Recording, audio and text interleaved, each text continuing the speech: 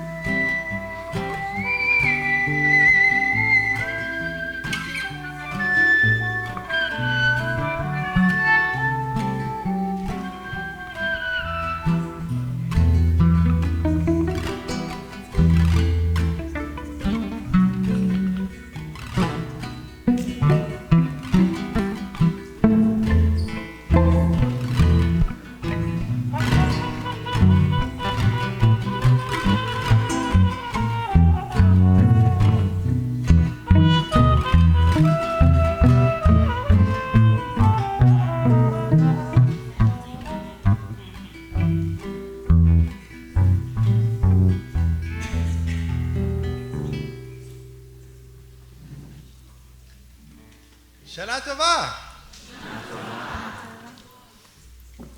Let's sing something, and then we'll say hi again.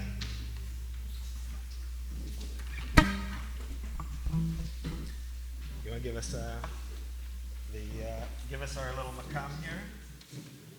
This is the Mi Kurd.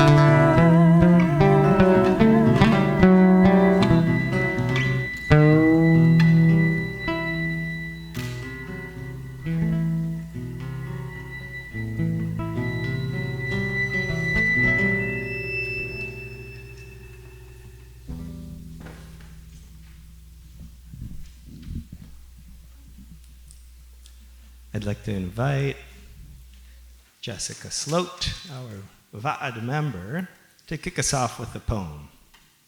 Jess, here she comes. As she's coming, we're making an experiment these high holidays with something called responsive readings. What we're doing is we're going to try responsive readings with highly poetic texts.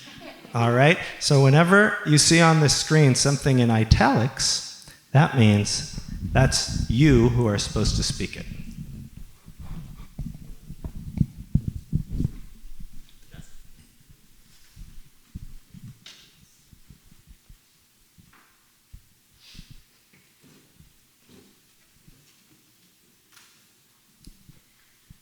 The first gift of breathing opened your body. These lungs, this heart, gave birth to the ability to interact. With dreaming, you are a story fed by generations. You carry songs of grief, triumph, thankfulness, and joy. Feel their power as they ascend within you. As you walk, runs swiftly, even fly into infinite possibility. Let go that which burdens you. Let go any acts of unkindness or brutality from or against you. Let go with that which has burdened your family, your community, your nation, or disturbed your soul. Let go one breath into another.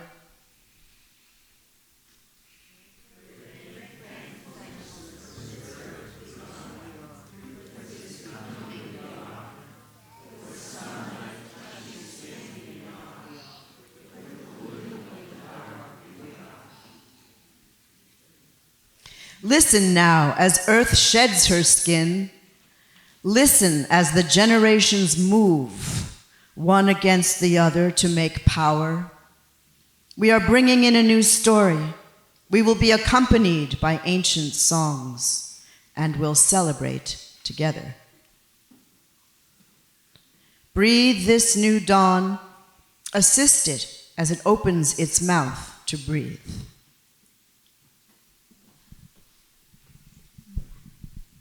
Thank you, Jess. Hazel's clapping. Let's take a little breath together for this new year that's arrived.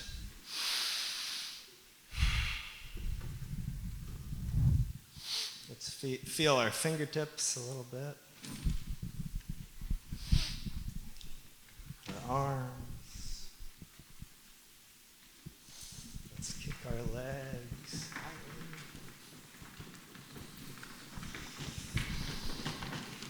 Yeah.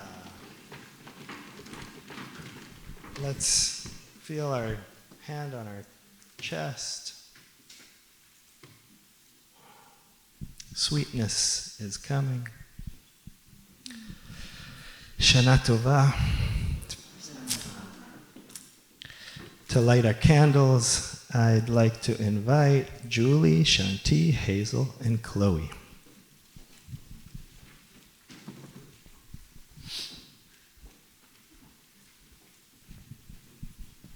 Chloe just celebrated her bat mitzvah like 10 days ago. When was it? Yeah.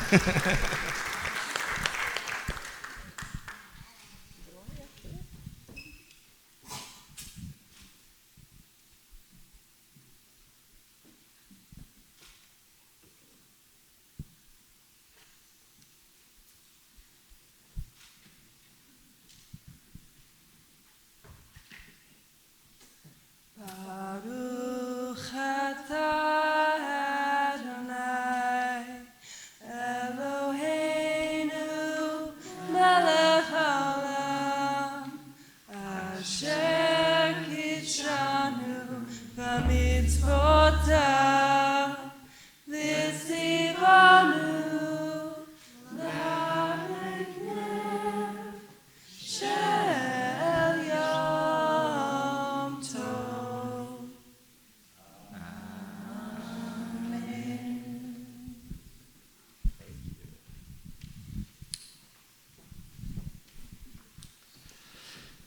For the Shehechianu, I'd like to invite Renee and Matthew and Ricky and Walter.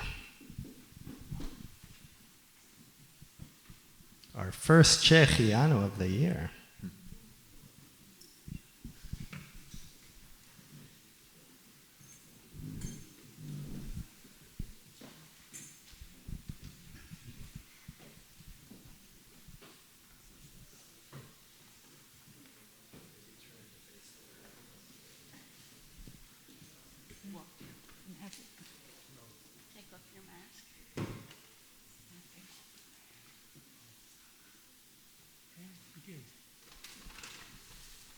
Baruch atah Adonai, Eloheinu melech haolam, shehechianu v'kilanu v'hianu l'zman hazeh.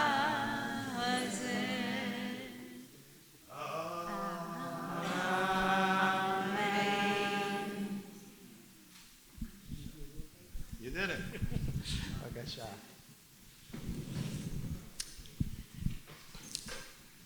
I'm just seeing walking into the room a certain bunch that I know, including a certain rabbi that I know. That I'm sorry, Jim, to put you on the spot before you've even walked in the room, but you're up. You guys know Jim Ponette? Jim Ponette, Rabbi Jim Ponette, my rabbi, and many others, has been a part of this shul for a while now, several years, and he's got this little act that I've asked him to perform now for the third year in a row, I believe, right? It has to do with a Sephardic blessing. So many of us in this room don't really know this blessing. It's called Achot Ktana in Hebrew. You guys can say that. Achot Ktana, which means little sister.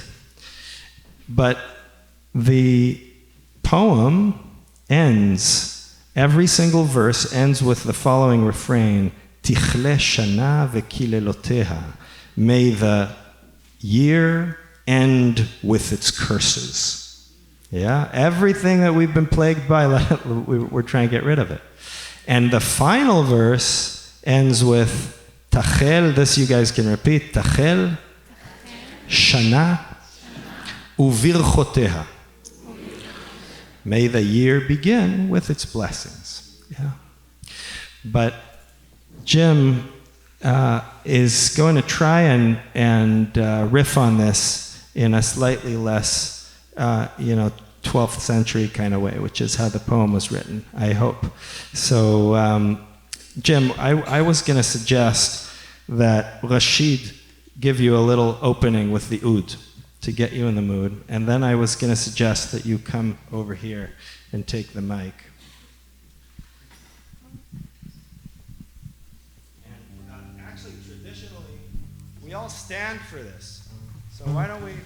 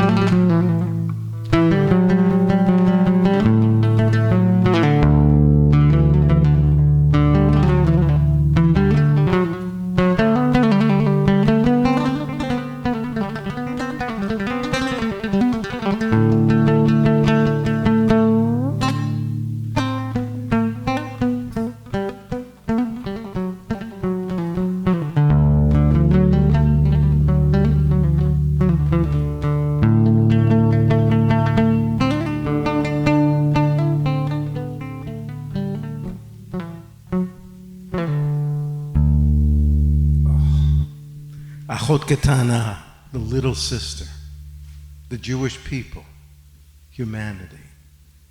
This species, wanting to get rid of the curses, the plagues, wanting to get blessed, wanting to let go of the old and begin. But to begin means not just to let go of the old, it means to confront and be confronted by the new, the never before, the unprecedented, the unbelievable, the inexplicable, to be facing it and be faced by it. The new, the terrifying newness of new. Give me the old. Give me the curses. I knew how to live with them. How do I do this? It's so new. Like getting sick. Like getting sick as if you've never been sick before. It's new. Like getting old. Like you've never been old before. It's new. It's new. It's so new. I don't know if it's good or bad. I don't know if it's blessing or curse. I just know that I don't know. And I'm scared. And I want to go home. I want to escape the new. But it's upon me. It's Rosh Hashanah, and I'm Achot Ketana. I'm a little sister. I've never been here before. Is it bad? Is it good? Where do I go? What if I get tired? Where am I? Where do I want to go? Name? What's my name? Your little sister. You're in a new world. It's got blessings and it's got curses. It's got ups and it's got downs. And you're arriving. And you're doing it with others who are as confused and lost as you. And you got 10 days. You know what a day is? The day is light, the day is dark, the day is hot, and the day is cold. The day is lonely, and the day is filled. You got 10 of those. In fact, you got more. But you know what? Someday, ready or not, it's going to stop. Just stop. But now you get to stop knowing, well, almost knowing, that you're going to begin again. And it's going to be good.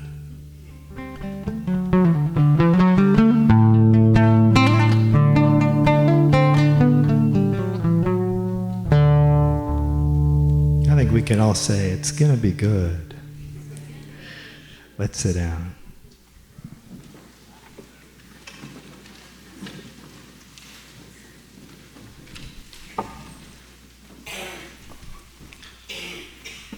Toda Rabba, Jim.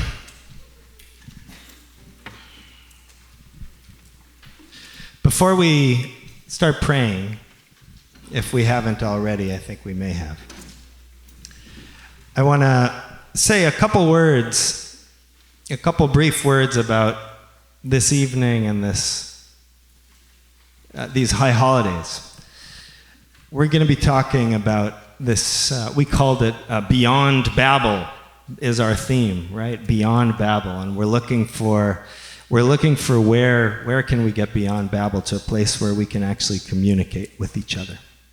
So I wanted to start by just noting for all of us that communication is really, really, I want to say hard, but it's often impossible. It's kind of impossible to communicate. The last several months, I've been studying about communication in all kinds of ways. And during the course of that time, I've kind of lost communication, lost my ability to communicate with more than one person. So it's really, really hard. It's almost impossible. And this is very easy to see when we look around this country and when we look around the world. There's a lot of communication. There's plenty of communication, right? There's so much. but I'm not sure what exactly it communicates most of the time.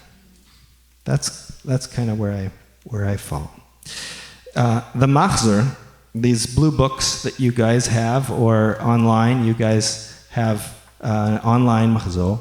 The Machzor expresses this in a certain way. There's one Hebrew verb that appears more than any other verb or any other word, and that's Shema. Yeah, you guys know this word, Shema. We're begging God to listen, to hear us. Hear us, hear me, right? Because nobody can actually hear me. I feel like nobody can. Maybe you can hear me out there, right? It's very, so there's a synonym after synonym of this request, to listen. Yeah? So the days of awe, I think we can agree, are about being heard.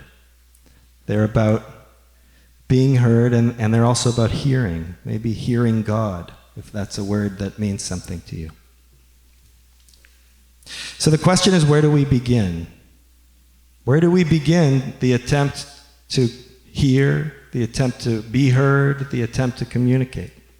Yeah, where does it start? And I wanted to share a very quick story about my first apartment in New York that I think might have something to do with this, okay? So in 2000, I had this apartment on 181st Street in Washington Heights. And it was a small one-bedroom apartment. And right outside my window, was on the second floor. Right outside the window, there was one of those little alleyways. And a small little alleyway that goes out to Fort Washington Avenue. And smack under my window was the massive fan of the bodega next door. Yeah? It was loud. It was like that. I lived there for 4 years. And that's how I lived. I couldn't hear, even within the apartment, I'd shut the windows, I would be dealing with this noise. Yeah, I'm sure there are many New Yorkers in this room who have had similar experiences. But I couldn't hear it's Washington Heights, you have all this like amazing Latin music going around in the streets, all kinds of fun things happening, the birds, the this, that. I couldn't hear any of it. All I could hear was that vzz. And during that time, I developed a deep love for a specific sound. There was one sound that I really, really loved. And I would wait for it and crave it.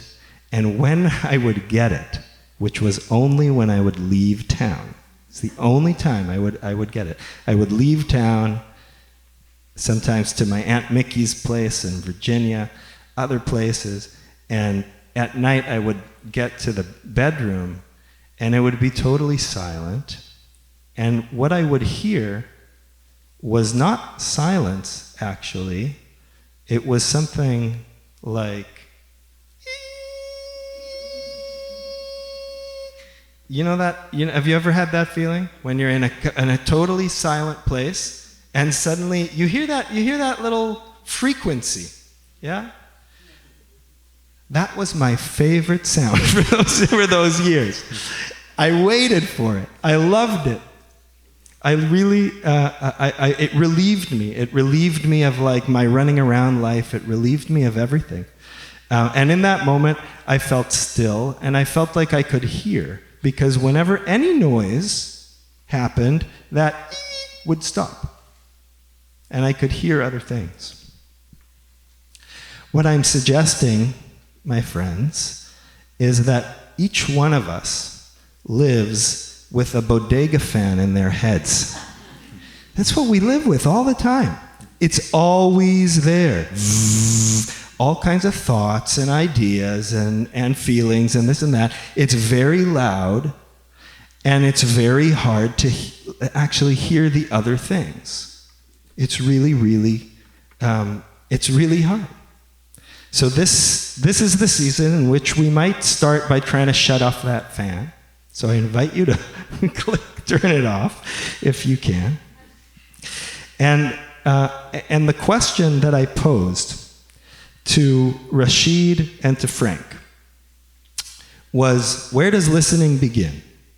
Yeah, that's what I asked them. Where does it begin? And the reason I asked them is because musicians, as I learned the other night when we were rehearsing, musicians have an incredible talent. They know how to listen. Not so much when they speak to one another, but when they play music. True? Sometimes they can hear when they speak, but most of the time, it's most apparent when they're playing music together. And I think anybody in this room who's played music knows that there's a necessity to listen. You have to. So that's why I posed it to Frank and Rashid, and I asked them to create a piece of music that explores the question, where does listening begin? And they're going to perform it for us now. They decided that they were going to use actually Achot Ktana, that poem that you heard Jim riffing on. There are melodies for this, and I think this one is, I believe, a Yemenite or a Moroccan. We think it's a Moroccan melody. So it will touch upon that, but I invite you to listen.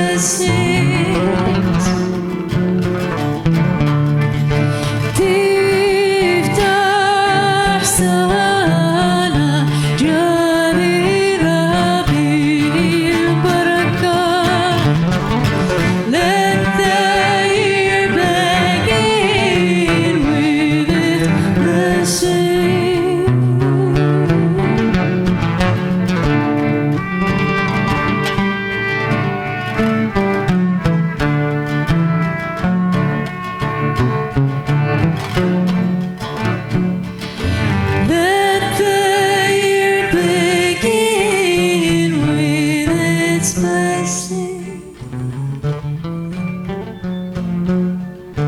Let the year begin with its blessing. Let the year begin with its blessing.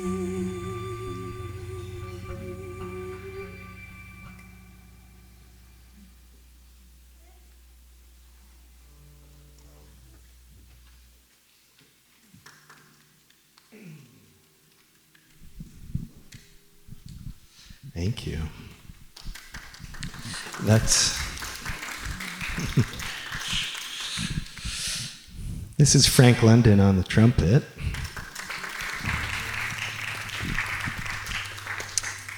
And Rashid Halihal on the oud. And we got Dana Hertz here singing. Meg Okura on the violin. And Jonathan Gutfeld on the guitar. Please rise for the Baruch.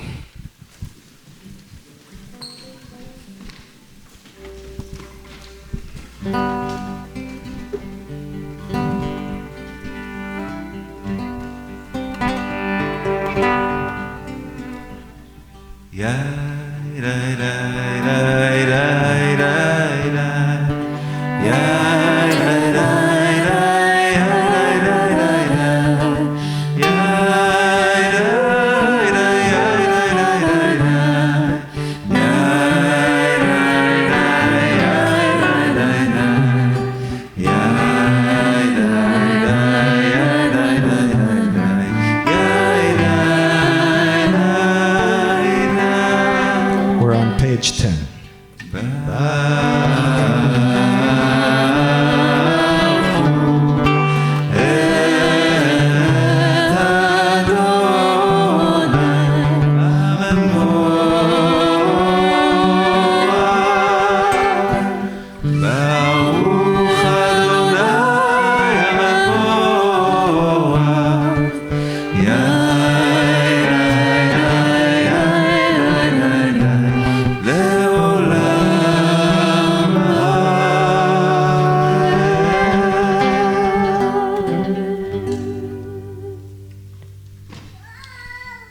Please be seated.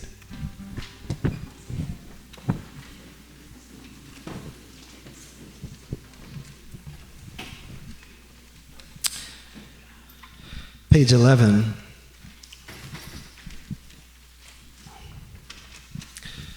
ברוך אתה אדוני אלוהינו מלך העולם, אשר בדברו מעריב ערבים.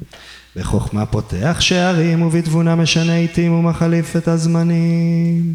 ומסדר את הכוכבים במשמרותיהם, ברקיע כרצונו.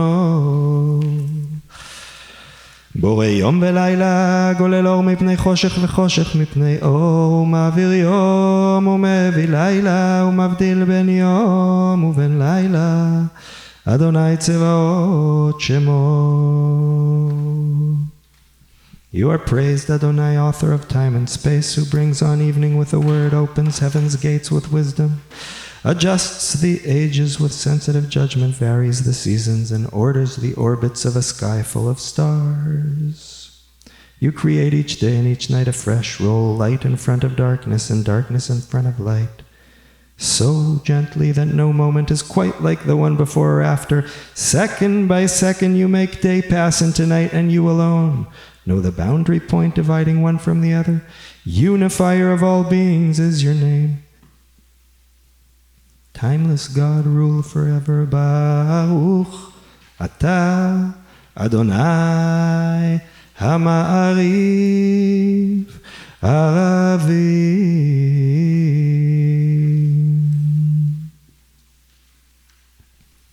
Page 14, Shema Israel.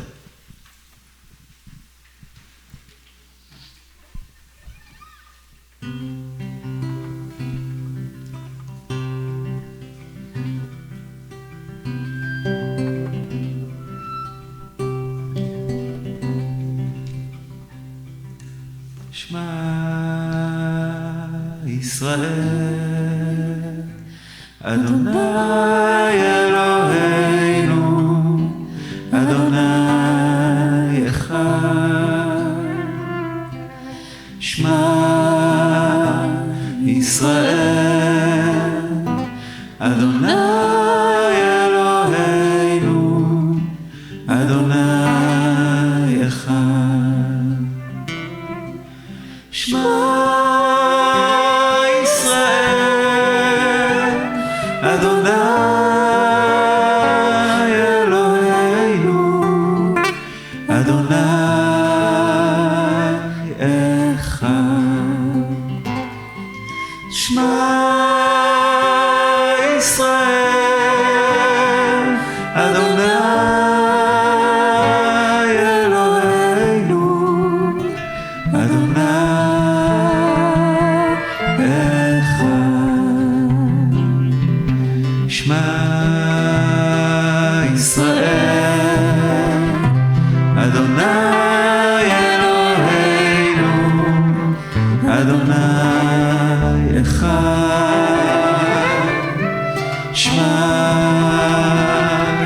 ישראל, אדוני אלוהינו, אדוני אחד. שמע ישראל, אדוני אלוהינו, אדוני אחד. שמע ישראל, אדוני אלוהינו, אדוני אחד.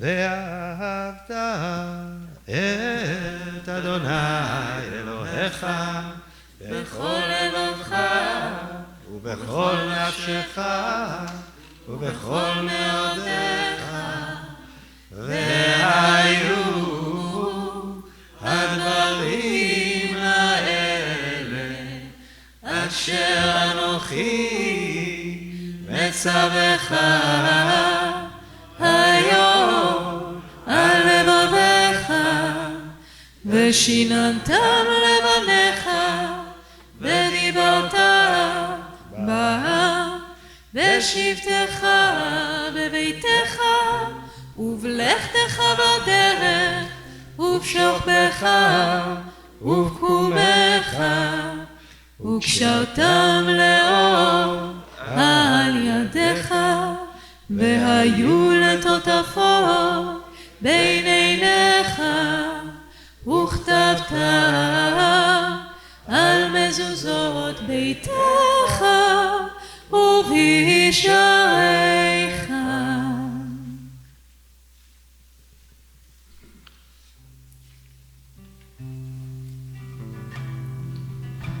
We turn to page 21 at the bottom, Michamocha.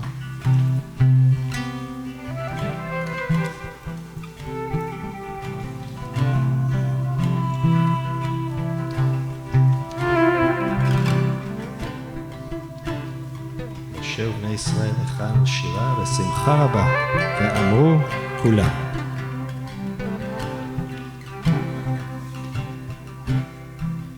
מי כמוך באלים אדוני, באלים אדוני, מי כמוך מי כמוך, נדר בקודם, נדר בקודם, נורא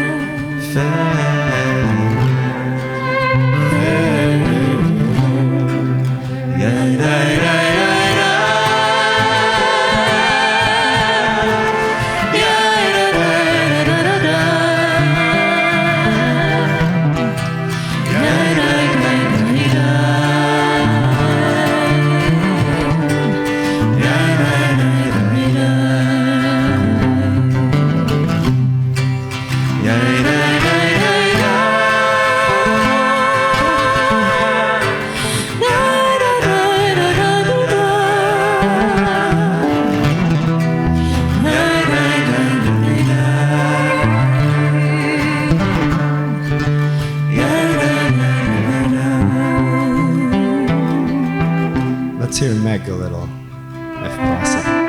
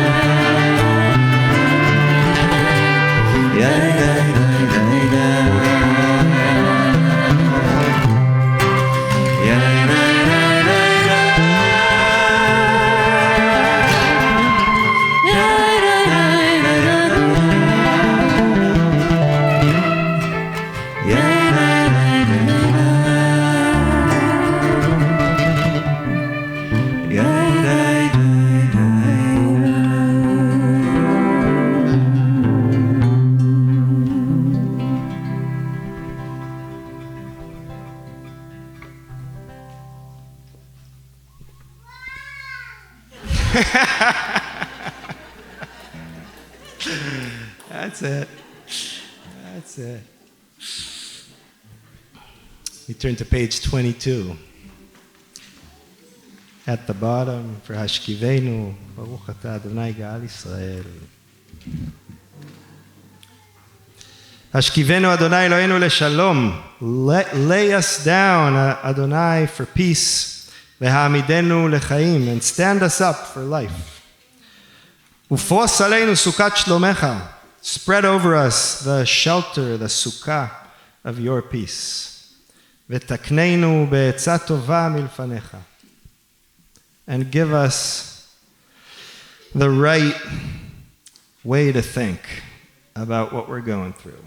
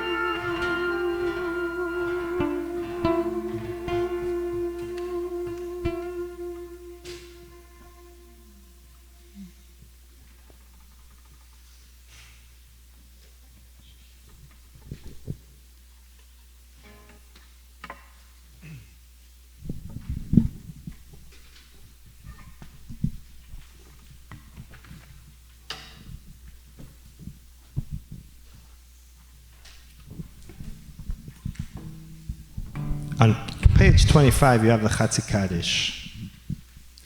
This is a traditional. You guys should know this, a lot of you. I'll try and lead it. We'll see what happens. Yitgadal yitkadosh v'meh. Want to give me a... Yitgadal v'yitkadosh v'meh Rabba. בעלמא דברה חירותי וימליך מלכותי בחייכון וביומכון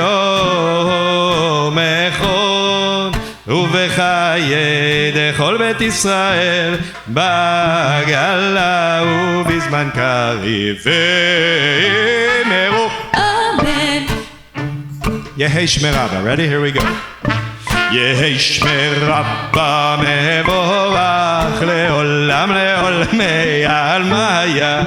יהי שמי רבא מבורך לעולם לעולמי עלמיה. יתברך וישתבח ויתפאר ויתרומם ויתנשא ויתהדר ויתעלה ויתהלל שמי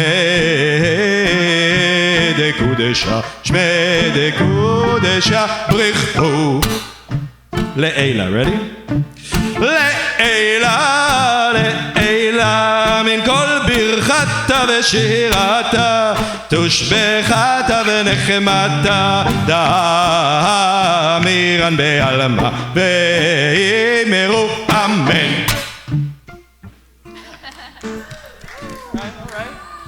All right. Please rise for the Amidah.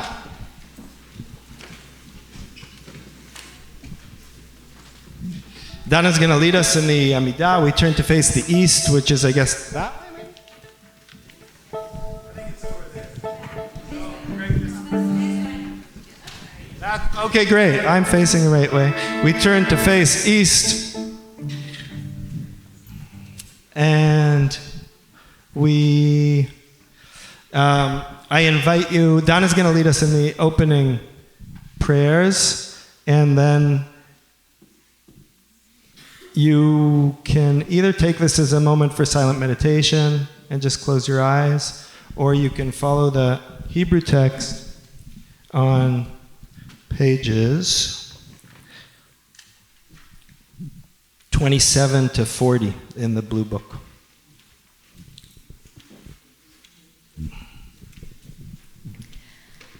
Adonai sefatai tiftach ufi ani tehinatecha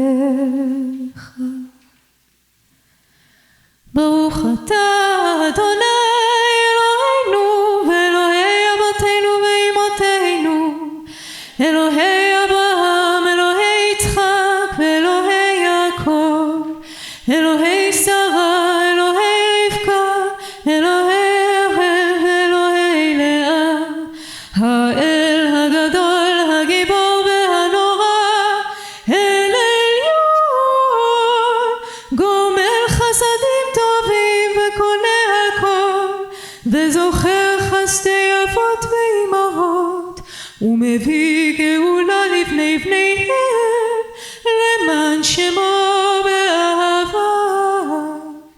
מלך עוזר ומושיע ומגן, ברוך אתה אדוני, מגן אברהם ועזרת שרה. אתה גיבור לעולם אדוני, מחיה הכל אתה רב להושיע. מכלכל חיים בחסד, מחיה הכל ברחמים רבים. סומך נופלים ורופא חולים, ומתיר אסורים, ומקיים אמונתו לשני עפר. מי כמוך בעל גבורות, ומי דומה לך, מלך ממית ומחיה, ומצמיח ישועה. מי כמוך אב רחמים, זוכר יצורה וחיים ברחמים.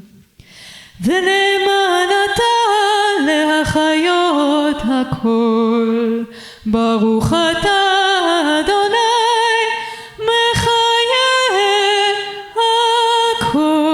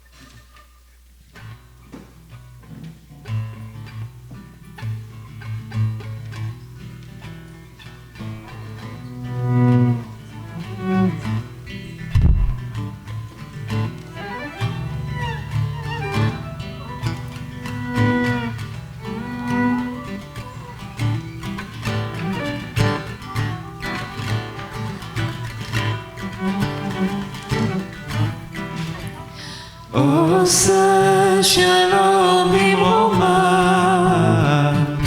הוא יעשה שלום עלינו ועל כל ישראל ועל כל יושבי תבל ואמרו אמן.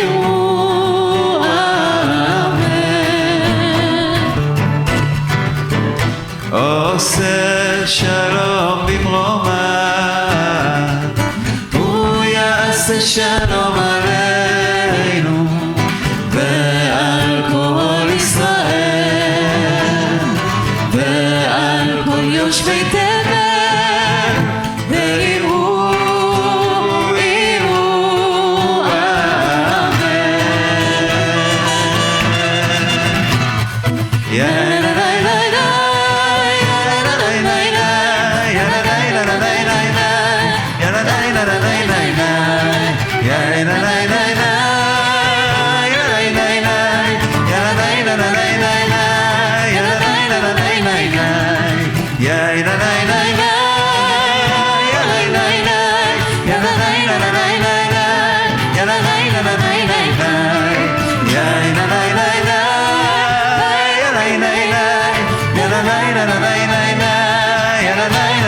עושה שלום במרומיו, הוא יעשה שלום עלינו ועל כל ישראל ועל כל יושבי תבל ואמרו אמן.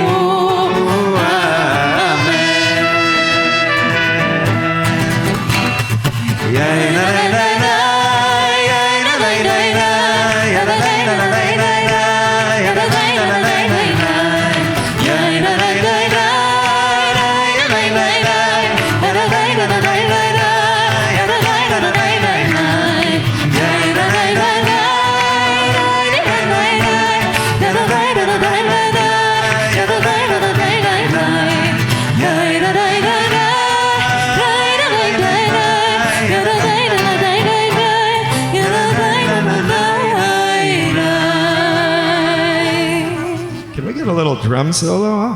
Can we, yeah. Let's do a little drum solo here. No? Yeah? You want to give us a drum solo? Let's go, Rashid. Here we go. Ready, go. Oh. Let's keep the rhythm.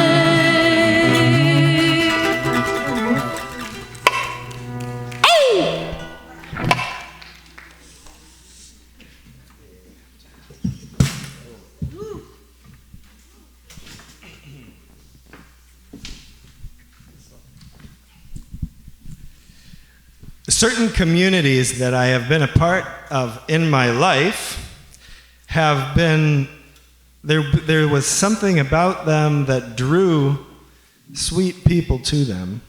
And this is something I feel about the new Shul. And there's one person in particular who I met a few months ago and very quickly felt kinship and a fellow. I felt like I was in the partnership of a fellow traveler along a road that strangely has something to do with mine. And I'd like to introduce you to my friend Lizzie, Dr. Lizzie Byrne-de-Geer, who is, come on up. Yeah, there she is. Lizzie is, let's see if I can do this. Lizzie, and we have our two chairs here. We're going to have a little conversation. Dr. Lizzie Byrne-de-Geer she's this kind of strange combination I've learned over the last little while of a chaplain who can kind of talk normal talk and be funny and things like that. She comes from a Jewish and a Catholic kind of background, and she has a PhD in both theology and psychology. Right? Am I getting all this right? Yeah. Anyways, she's a Bible scholar as well, and I just thought I love Lizzie, and I think she would be a really wonderful scholar in residence for us this year. So I invited her to be our scholar in residence this year, and luckily she said yes. And I'd like to introduce you to her, and Lizzie and I have been talking about this whole question about listening, and we're going to sit down and talk a little bit and see if you guys have any questions and see how we roll from there. Sound good? Lizzie, hi, welcome. Shana Tova. Shana Tova. I have to say that this is my first time celebrating the High Holy Days in services. I've been celebrating my own way for many, many years. And we heard about the idea of starting the year with blessings. Mission accomplished. This is just an incredible blessing. And I also was, from many of the songs and the prayers, I needed to just listen, which feels like appropriate. It's part of the theme. And I very much feel that this place that we all have created here, I can feel it as a place of listening.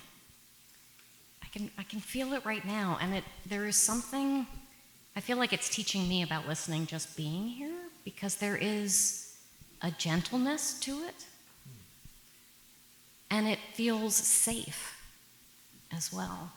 And I wonder if there's a connection between feeling safe and being in a place where listening is happening.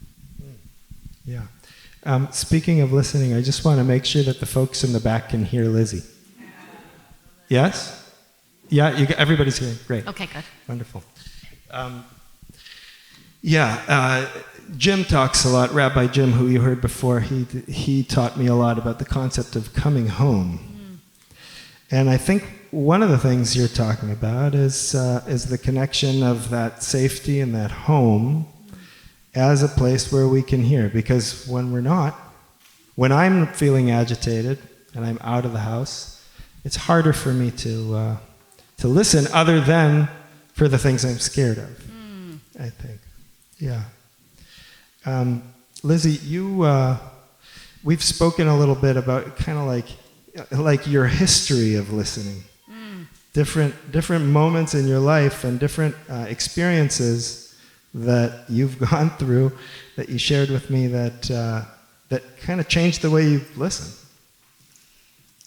Yes, and there have been many.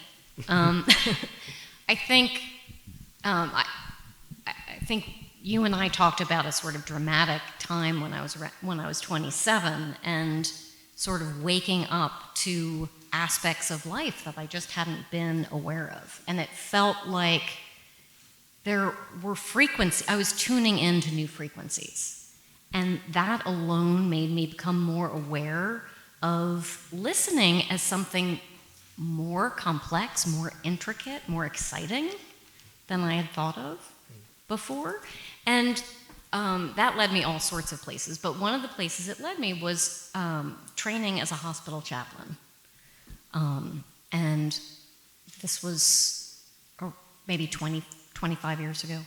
One of the things that really surprised me about the training for being a chaplain in the hospital is that it was almost exclusively about learning how to listen. And I don't think before then I had realized just how active and difficult, as you said earlier, listening is, but it's also it's like this amazing spiritual power to listen and to learn how to listen. And so I've been thinking in honor of the days of awe and entering into the days of awe, you and I had spoken about this, that you've invited us to listen, right? We're starting out with this theme of listening. And I think one of the ways I'm going to try to practice that is I'm going to listen realizing that I don't really know how to listen. And that I want to learn how to do it, and I want to enter into the layers of it, the invitation of it, the impossibility of it, and the possibility of it. Right. So Lizzie's asking us, how do we listen when we don't know how to listen? Not, and I don't think, correct me if I'm wrong, but I don't think Lizzie is asking us a question that we can answer. She's inviting us into a kind of challenge. What does it feel like, right? What does it feel like to listen when you really don't know what you're doing? When you don't know how to do it? How would that impact, right? So the new year, right? Jim was talking about, we're scared of the new and all this stuff. So it's an invitation to be babies again or something like that with regards to listening, right? You told me something I remember about being a mother that has something to do with listening. That was, chaplaincy was definitely a lesson in listening. And I think the next really big lesson in listening was becoming a parent and parenting. Right? I didn't have the teachers the way I did when I was a chaplain, saying, now we're going to learn how to listen. But it's probably the biggest part of the job. I mean, other than the keeping them alive part. And my kids are now teenagers. Hopefully you'll get to meet them tomorrow. The listening, I have to keep learning how to listen again and again as they enter into different phases. Because they're so annoying all the time. Exactly, and learn how to tune out. No, because... Not you, Matan, just the others. No, because... Can I say something kind of trippy about listening that I had never thought of until the drum solo, which was awesome? When we listen, we're the drum, and sound is playing us. Right? The way we listen is because we have eardrums, and sound enters, right? And vibrates, plays the drums that we are, and that's how we hear. So I'm going to try to practice that, I think. Exactly, being the drum. What, this is a question I haven't asked you, but what gets in the way of your listening?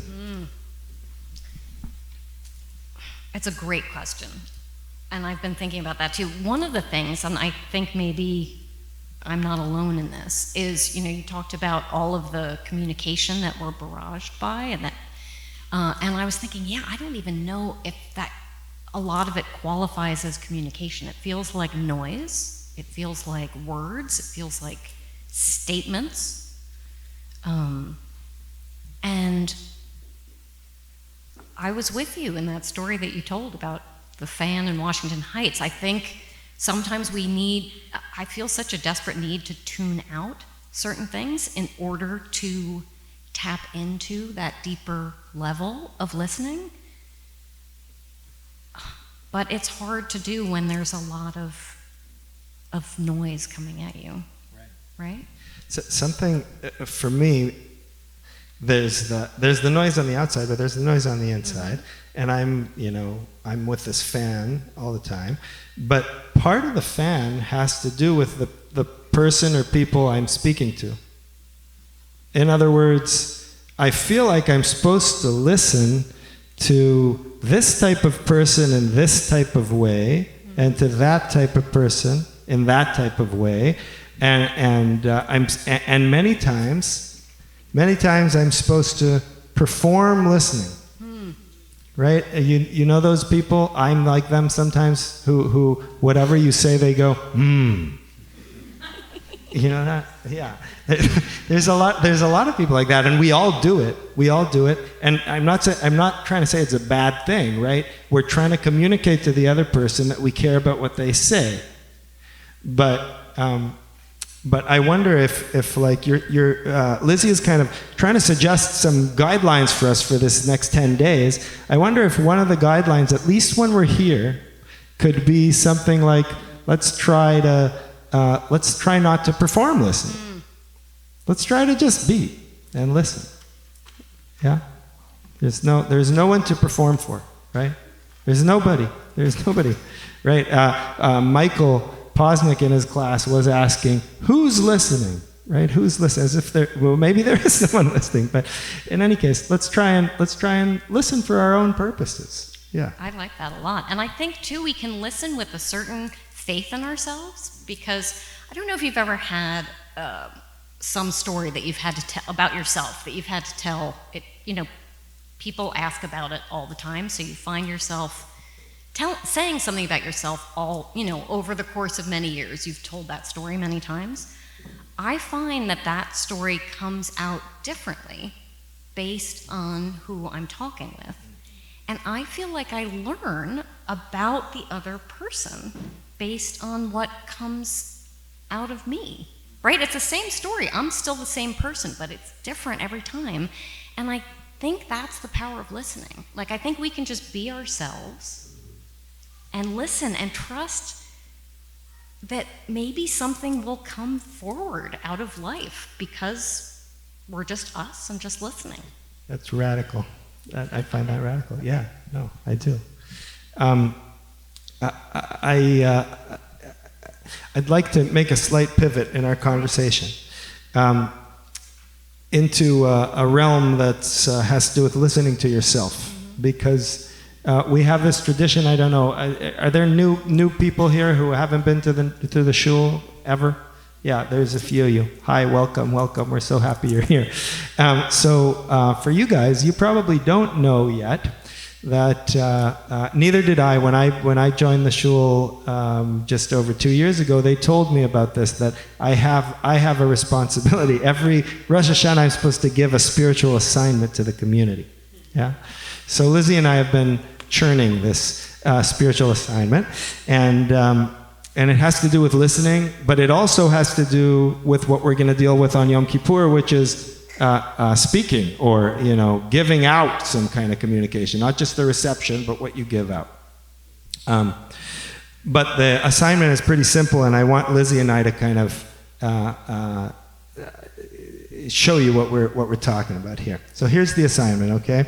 What I'm going to ask you to do between now and Yom Kippur is to choose one line of anything, really. It could be poetry, it could be prose, it could be from the paper, it could be something your kid said when he was 2, it could be anything, but some line that stirs you deeply, something that moves you. Yeah, it could be really anything. It could be a line from a song, anything, but that maybe you don't quite exactly understand why it feels so meaningful to you, Yeah? So your assignment is to kind of look around and find that in books, in this. You may already know it. There may already be one. When I started thinking about this, 10 different ones came up. So maybe you'll find that. But that's not the only part of the assignment. Then what I'd like you to do is to kind of spend some time with this line. Let it accompany you as you move around the world. Yeah? Hang with it. Hang with this line. See what happens. And then finally, the last part of it is to come to somebody else and share it. Share the line and see if you can express something about why the hell this line is so important to you. Okay? It's kind of a process of like listening to yourself, sitting with it, then trying to find some way to communicate it to someone else. So, Lizzie, I'd like to ask you: is there such a line that you can think of? There is, because I heard this. I got a little preview of this assignment, but and it's just one line, and I think it's in Proverbs. I think it's Proverbs 27:19, and I just came upon it actually during these days of preparation, and I'm going to spend a lot more time with it. But it's fascinating to me because there is no verb, which is very unusual. And should I try to say, okay, I can't say it in Hebrew because I haven't memorized it, but it is as face to face in water, so heart to heart in human. As face to face in water, so heart to heart in human.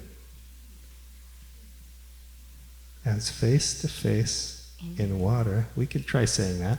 As face to face in water, so heart to heart in human. Okay, so what's the deal with this line? Well, I'm going to keep listening, but I have been thinking about a time so long ago that you might only see your face when you looked into the water. So as face to face in water, right? So you talked about listening to ourselves, right? There is an invitation to self-knowing or something. So heart to heart in humanity. There's, honestly, yes, there's mystery here, so I'm not going to try to make it all neat. It's just an invitation that feels very good. It's so beautiful to watch you try and express that and succeed so well and fail so well. Exactly. No, honestly, Yes. I described this assignment to Jim the other day, and I told him the line that I was going to bring, and he laughed at me for even trying to communicate this, because what you did was such a clear expression of we all see that this means a lot to you, and we're all going to walk around wondering what the hell it's about. Right? I think, yeah. I think so too. Okay, well, I'll share mine. Yeah, Okay. Ricky's pointing Tell at me. us about yours. Yes, mine is ha-chokhmah. You guys can repeat this. Ha-chokhmah Ha-chokhmah me'ain me'ain timatzeh, timatzeh. which means wisdom, where shall it be found? Yeah, it's from the book of Job, Eov.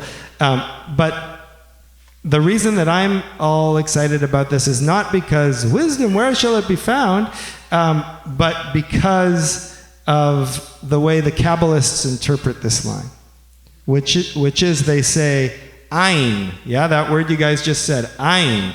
Ein doesn't just mean, it can mean, from where, but it could also mean nothingness. Right. And so wisdom is found in nothingness. Yeah? Wisdom is found in nothingness. That's true. Or sometimes I've seen it, wisdom is found in the nothing. Yes. Yeah? Yeah. So, I'm very excited about that. okay, good.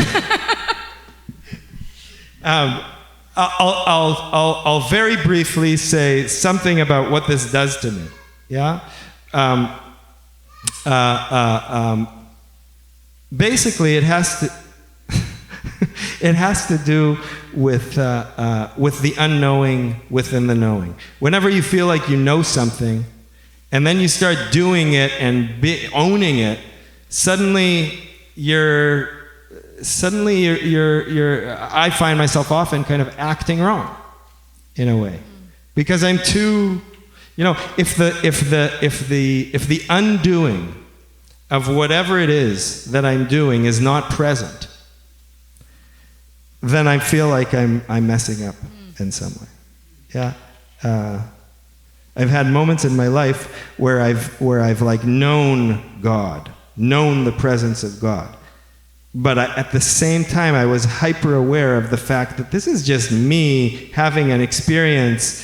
I don't even know what God is, or none of that, So, and if I had not had that accompanying my experience of God, then I would be, I would be, some kind of person that I don't want to be, and don't want to be around. You know what I mean? Totally. Okay, she said totally. That means I managed to express something about that. That's awesome. So,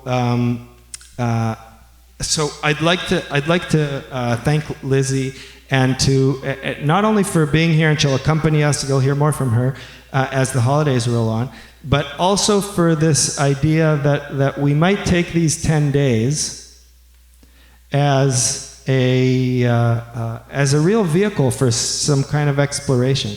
That we could, if we chose to, take these days seriously and really try and do something with them. And maybe listening has something to do with that. I'll send an email out. Lizzie and I are going to work on like the exact wording of this assignment, and we'll send it out. We'll send it out to you guys after the holiday. Great. Thank you so much. Thank you.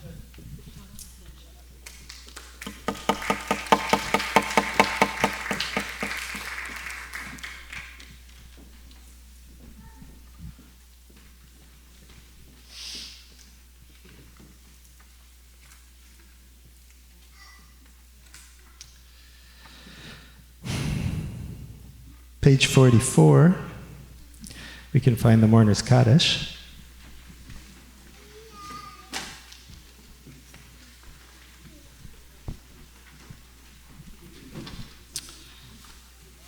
If you'd like, or if you're in mourning, if you're thinking of somebody who passed recently, please rise.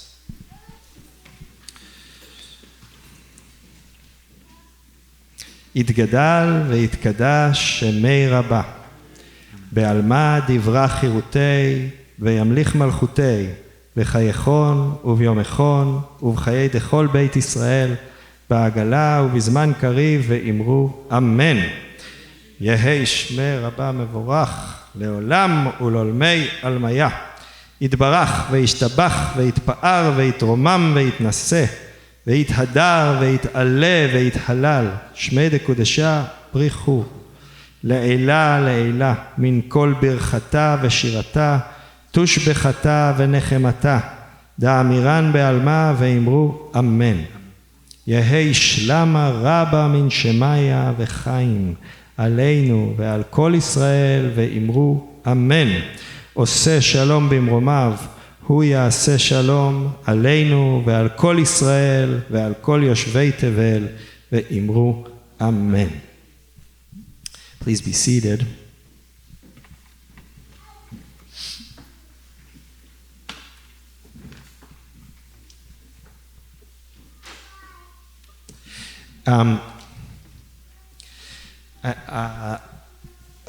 I spoke before about this community and the special people who are part of it. There's one who I'm in touch with a lot and who really is a tremendous blessing to me personally in my life, and to this community for sure. That's Susan Myers, who's going to come and say a few words. Susan, תודה רבה. Thank you. בבקשה. Shana Tova. When I first thought about the speech, I kept thinking about people and all the people named in the Torah and all the names of the people in our new Shul community. So many names. When we speak them, we breathe life into the people who inhabit them. Names are a way to greet people, a way to call upon ourselves, and in a circumstance like a speech, a way to recognize and honor individuals. However, there are simply too many names. That is indeed a blessing. And so I begin by recognizing and honoring that each of you and all of us are what make our shul and our community extraordinary. So skipping the naming of names, I would like to share a favorite story that for me embodies my new shul community. Picture a freezing afternoon in early December, the 7th night of Hanukkah.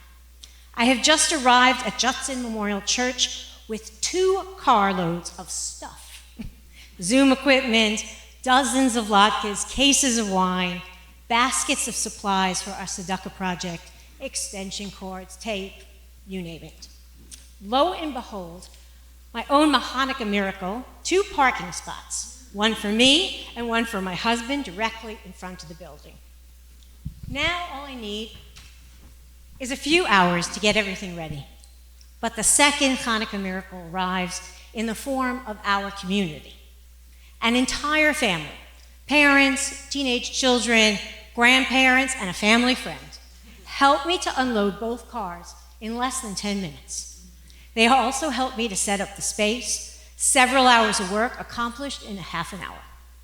Fast forward to the end of the night.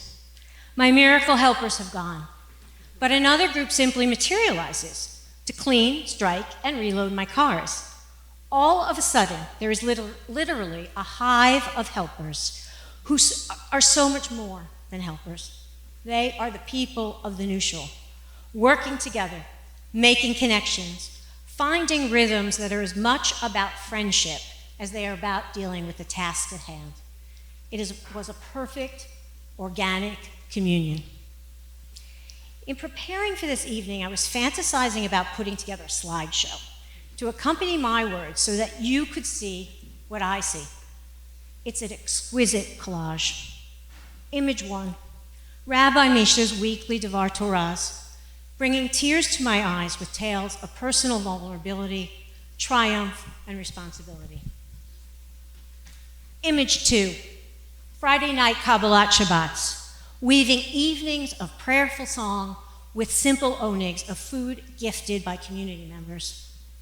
Image 3, the devotional poetry Charuta, comparing Rosh Hashanah prayer with Dadaist philosophy. Image 4, the special Shabbat designed by the Black Lives Matter Charuta in support of Black Women's Blueprint. Over 100 gathered, more on Zoom. Passionate speakers, ethereal singing, fierce poetry, waking up the next day knowing that our next step had to be action. Endless images. An afternoon, continuing work on our communal tapestry. Singing Here Comes the Sun in Hebrew with preschoolers of our partner, the 14th Street Y. Be mitzvah speeches so profound that the pride we have in our young adults is measured by the leaping of our hearts. The Kuma Festival, its music, art, poetry, discussion, and debate, a platform for bold experiments in ways to look at art, faith, and politics, a chance to build community as we challenge our assumptions about creativity, spirituality, and social justice. This vibrant, extraordinary collage swirls in my mind and in my heart. Pirkei Avot tells us, do not separate yourself from the community. The Talmud takes us a step further, teaching that any person who works for the needs of the community, it is if that person is studying Torah.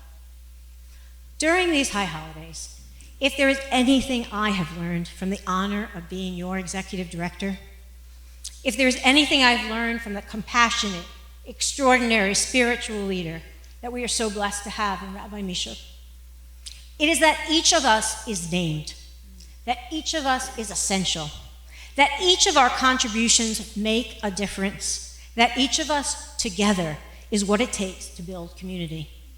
And that it is this community, our new Shul, that is the real miracle. Not just the Hanukkah miracle, but an extraordinary, everyday, this is what makes everything else make sense. This is what makes each of us so much more than just a name kind of miracle. I hope that all of you will join us throughout the days of awe. Our service schedule is on our website and on the insert in your prayer books. Please come tomorrow morning to Brooklyn Bridge Park. It's outdoors. It's going to be an extraordinary service. On the back of the schedule, please read a very special list of names. My deepest gratitude to the people in my Hanukkah story, to the people in all the untold stories who volunteered their time and effort throughout 5782. And a very, very special Todah Rabbah to our VAD and our High Holiday Task Force. May 5783 be a year of health, peace, love, a miracle or two, many stories, boundless images, and a never-ending, all-embracing sense of community. Hashanah Tova.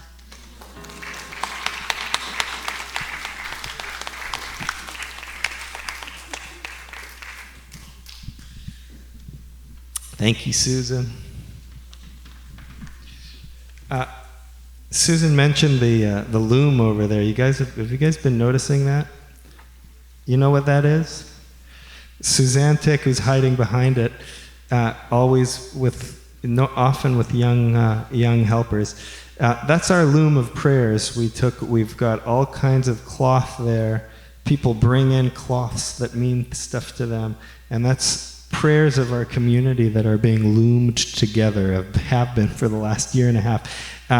Over the high holidays, just go over there and do it. It's like a lovely meditative activity that especially when you're getting antsy, just go and jump over there.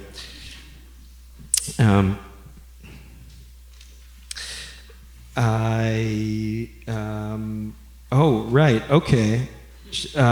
We just want to do the blessings for the wine and the challah, and then we want to hear a little bit from my mom, actually, who's got a special Rosh Hashanah food, symbolic food, so let me invite Ima. Eileen is her name. She has a name. Here she comes. Oh, and she's gonna bring this amazing thing that she made. She made part of it, and my neighbor made part of it, is the truth. She'll explain in a moment.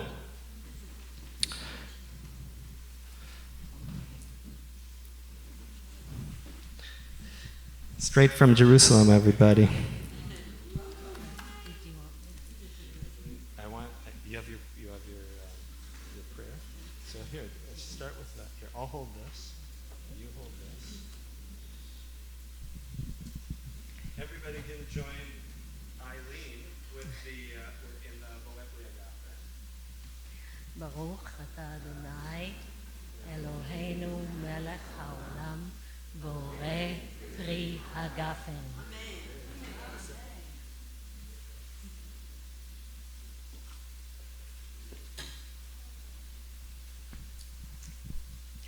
Now, I'd rather read it so that I won't get too much. You gotta use the mic. Right. I have brought 2 items. Crackers that I made, and fig jam, which was made by Misha's neighbor, from figs from Misha's tree in his yard. This tree was very productive this year.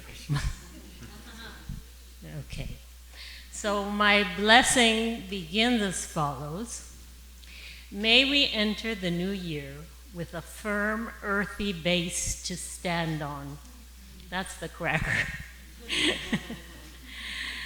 As this cracker, rich with seeds for growth and becoming. Rich with fruit of the field, that's the jam, bearing sweetness divine. Let us chew the firm base and let us taste the sweetness of the Garden of Eden. It's a fig jam, I forgot to tell you. So that reminds me of the Garden of Eden. You want to do the bracha for Pri? Oh, right, and we're going to say the blessing on the tree. Baruch atah Adonai Eloheinu melech haolam borei pri haetz. Amen. Do I have to eat some? You can do that, or you can pass them around, or we're gonna. We got apple and honey. Apple cake from Saskia. Saskia made an apple cake, and here it is, the apple, and it's sweet, and we're going to say the blessing for the sweet new year. Yeah, with Saskia's, so there will also be, don't you worry, will also be apples and honey and challah to dip in the honey. But we can say this. You guys can repeat after me. Yehi ratzon shetechadesh aleinu shana tova umetuka. May it be your will that you renew upon us a good and sweet new year.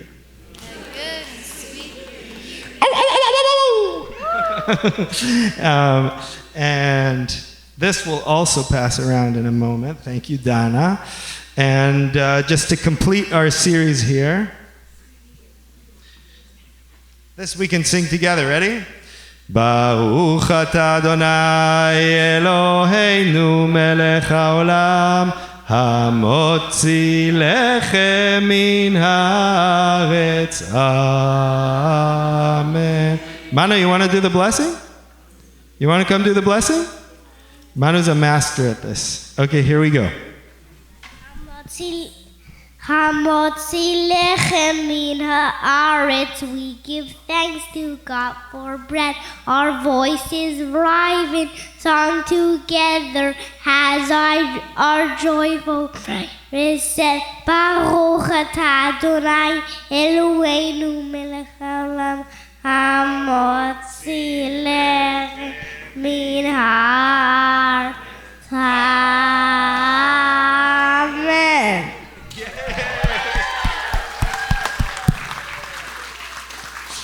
All right. Yalla, tashiru mashu. We got one more song. You guys can grab some challah. There's what do we got? What am I? Yeah, oh, in the back there. Yeah. Toda rabba, everybody. Thank you so much. We'll see you tomorrow morning. Tomorrow at 11 at Brooklyn Bridge Park. Shana tova, Shana tova.